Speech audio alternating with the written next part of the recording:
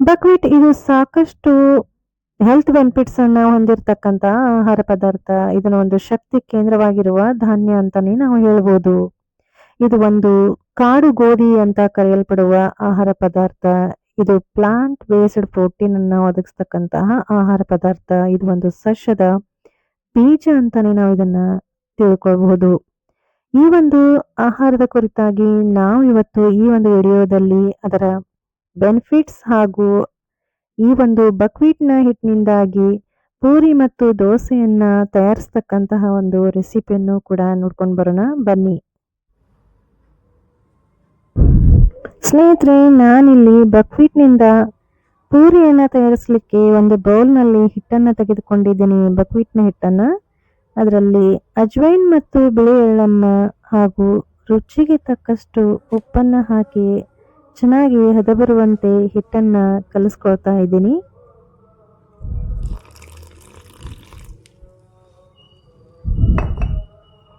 Buckwheat ಇದು ಒಂದು gluten free ಆಗಿರತಕ್ಕಂತಹ ಆಹಾರ ಪದಾರ್ಥ. ಯಾರೆಲ್ಲ ಗ್ಲೂಟನ್ ಫ್ರೀ ಡಯಟ್ನಲ್ಲಿದ್ದಾರೆ ಹಾಗೆ ಉದರದ ಕಾಯಿಲೆಯಿಂದ ಬಳಲುತ್ತಾರೋ ಅವರಿಗೆಲ್ಲ ಒಂದು ಎಕ್ಸಲೆಂಟ್ ಚಾಯ್ಸ್ ಅಂತಾನೆ ನಾವು ಹೇಳ್ಬೋದು.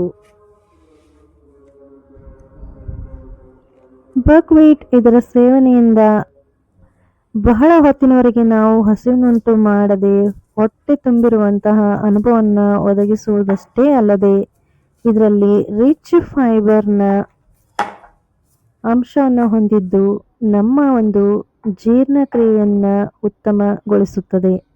ನಾನಿಲ್ಲಿ ಹಿಟ್ಟನ್ನು ತುಂಬ ಚೆನ್ನಾಗಿ ಹದ ಬರುವಂತೆ ನಾದ್ಕೊಂಡಿದ್ದೀನಿ.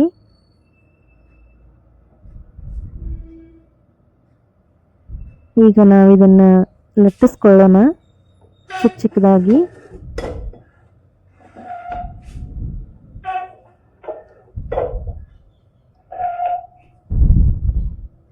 ಸ್ನೇಹಿತರೆ, ಇದು ಪ್ಲಾಂಟ್ ಬೇಸ್ಡ್ ಪ್ರೋಟೀನ್ ಸೋರ್ಸ್ ಆಗಿದೆ. ಯಾರೆಲ್ಲ ಸಸ್ಯಾಹಾರಿಗಳಾಗಿದ್ದಾರೆ ಅವರಿಗೆ ಎಲ್ಲ ತುಂಬಾನೇ ಉತ್ತಮವಾಗಿರ್ತಕ್ಕಂತಹ ಆಹಾರ ಇದಾಗಿದೆ. ನಾವು ಇದರಿಂದ ಸಲಾಡನ್ನು ಕೂಡ ತಯಾರಿಸ್ಕೊಂಡು ಅದರಲ್ಲಿ ಬಕ್ವೀಟನ್ನು ಬೆರೆಸ್ಕೊಂಡು ಸೇವನೆ ಮಾಡಬಹುದು. ನಾನು ಇಲ್ಲೀಗ ಚಿಕ್ಕ ಚಿಕ್ಕದಾಗಿ ಪೂರಿಗಳನ್ನು ಲಟ್ಟಿಸ್ಕೊಳ್ತಾ ಇದ್ದೀನಿ.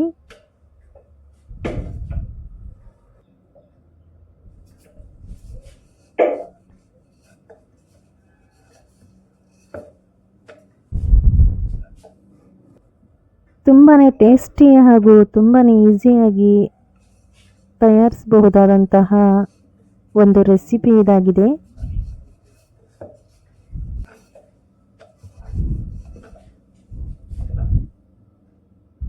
ಈ ಪೂರಿಯನ್ನು ಲಟ್ಟಿಸ್ಕೊಂಡು ಒಂದು ಪ್ಯಾನ್ಗೆ ಎಣ್ಣೆಯನ್ನು ಹಾಕ್ಕೊಂಡು ಅದನ್ನು ಕಾಯಿಸಿ ಅದರಲ್ಲಿ ಇವುಗಳನ್ನು ಚೆನ್ನಾಗಿ ಕರಿಬೇಕು.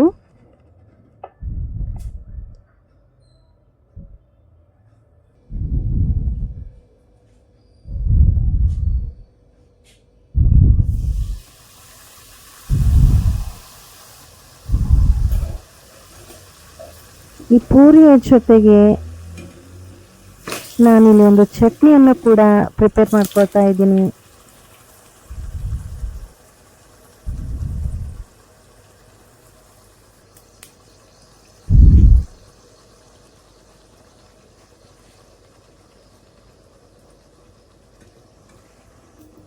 ಬಕ್ವೀಟ್ ಇದು ಸಾಕಷ್ಟು ಖನಿಜಾಂಶಗಳನ್ನು ಸಮೃದ್ಧವಾಗಿ ಹೊಂದಿರುವ ಆಹಾರ ಪದಾರ್ಥ. ಇದರಲ್ಲಿ ಮ್ಯಾಗ್ನೀಸಿಯಂ, ಐರನ್ ಮತ್ತು ಜಿಂಕ್ ಅನ್ನು ಹೊಂದಿದ್ದು ಎನರ್ಜಿ ಬೂಸ್ಟ್ ಮಾಡತಕ್ಕಂತಹ ಕಾರ್ಯವನ್ನು ಮಾಡ್ತದೆ. ಇಮ್ಯೂನ್ ಸಿಸ್ಟಮ್ಗೆ ಬಲವನ್ನು ನೀಡುವುದರ ಜೊತೆಗೆ ನಮ್ಮ ಬೋನ್ ಹೆಲ್ತ್ ಅನ್ನು ಕೂಡ ಸಪೋರ್ಟ್ ಮಾಡತಕ್ಕಂತಹ ಆಹಾರ ಪದಾರ್ಥ ಇದಾಗಿದೆ.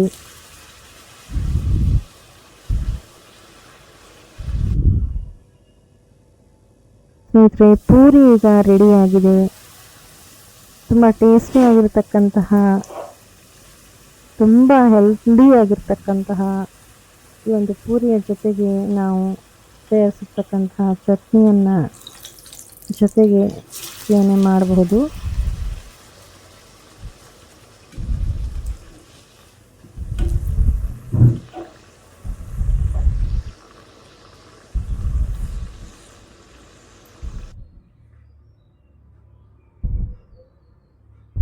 ಈ ರೀತಿಯಾಗಿ ನಾವು ಪೂರಿಯ ಜೊತೆಗೆ ಚಟ್ನಿಯನ್ನು ಸೇವಿಸ್ಬೋದು. ತುಂಬಾ ಟೇಸ್ಟಿಯಾಗಿರ್ತಕ್ಕಂತಹದ್ದು. ನೀವು ಕೂಡ ಟ್ರೈ ಮಾಡಿ.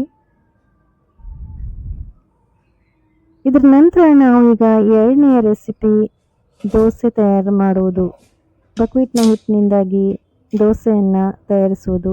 ನಾನಿಲ್ಲಿ ಕೇವಲ ಬಕ್ವೀಟ್ನ ಹಿಟ್ಟು ಮತ್ತು ಅದರಲ್ಲಿ ಒಂಚೂರು ಅಜ್ವೈನನ್ನು ಆ್ಯಡ್ ಮಾಡ್ತಾ ಇದ್ದೀನಿ.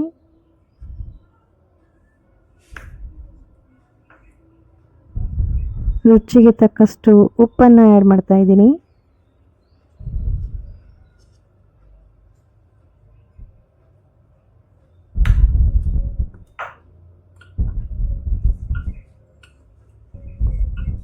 ಈಗ ಇದಕ್ಕೆ ನೀರು ಹಾಕಿ ಚೆನ್ನಾಗಿ ಕಲಿಸ್ಕೊಳ್ಬೇಕು ಹಿಟ್ಟನ್ನು. ದೋಸೆ ಮಾಡಲಿಕ್ಕೆ ಬರುವ ಪ್ರಮಾಣದಲ್ಲಿ ನೀರನ್ನು ಹಾಕಿ ಹಿಟ್ಟನ್ನು ಕಲಿಸ್ಕೊಳ್ಬೇಕು.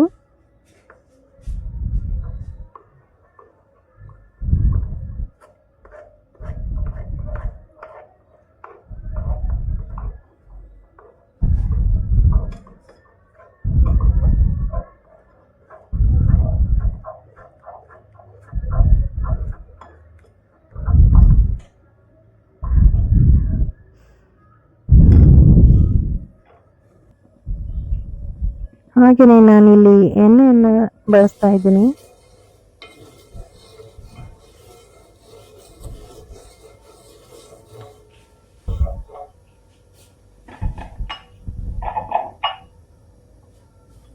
ತವೆ ಎಣ್ಣೆಯನ್ನು ಸವರಿ ಇದಕ್ಕೆ ನಾನೀಗ ತಯಾರಿಸ್ಕೊಂಡಿರ್ತಕ್ಕಂತಹ ಹಿಟ್ಟನ್ನು ಹಾಕ್ತಾ ಇದ್ದೀನಿ.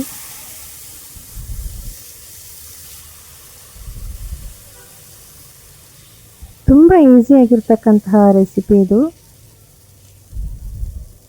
ಮತ್ತು ತುಂಬ ಟೇಸ್ಟಿಯಾಗಿರ್ತಕ್ಕಂತಹದ್ದು ಕೂಡ.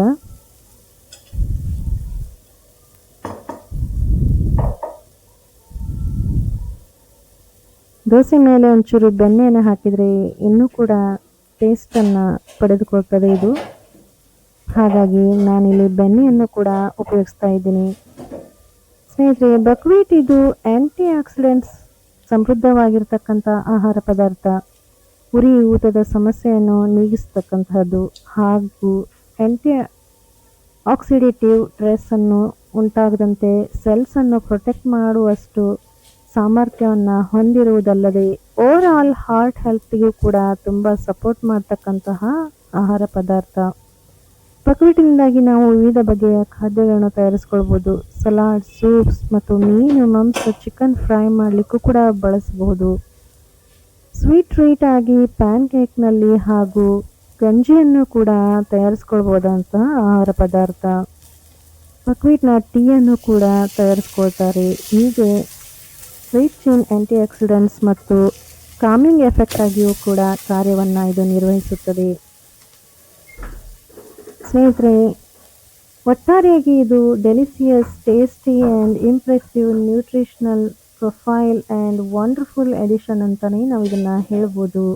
ನೋಡಿದ್ರಲ್ಲ, ಎಷ್ಟು ತುಂಬ ಚೆನ್ನಾಗಿರ್ತಕ್ಕಂತಹ ಟೇಸ್ಟಿಯಾಗಿರ್ತಕ್ಕಂತಹ ಒಂದು ಪೂರಿ ಮತ್ತು ದೋಸೆಯನ್ನು ತಯಾರಿಸುವ ರೆಸಿಪಿಯ ಜೊತೆಗೆ ನಾವು ಇದರ ಸಾಕಷ್ಟು ಬೆನಿಫಿಟ್ಸನ್ನು ಕೂಡ ತಿಳಿದುಕೊಂಡಿವಿ. ಹಾಗಾದರೆ ನಿಮಗೆಲ್ಲ ಇದರ ಒಂದು ವಿಷಯದ ಬಗ್ಗೆ ಸಾಕಷ್ಟು ಉಪಯೋಗವನ್ನು ಸಿಕ್ಕರೆ ಸಾಕು ಅಂತ ಹೇಳ್ತಾ ಈ ಒಂದು ವಿಡಿಯೋಗೆ ವಿರಾಮವನ್ನು ನೀಡ್ತಾ ಇದ್ದೀನಿ. ಧನ್ಯವಾದಗಳು.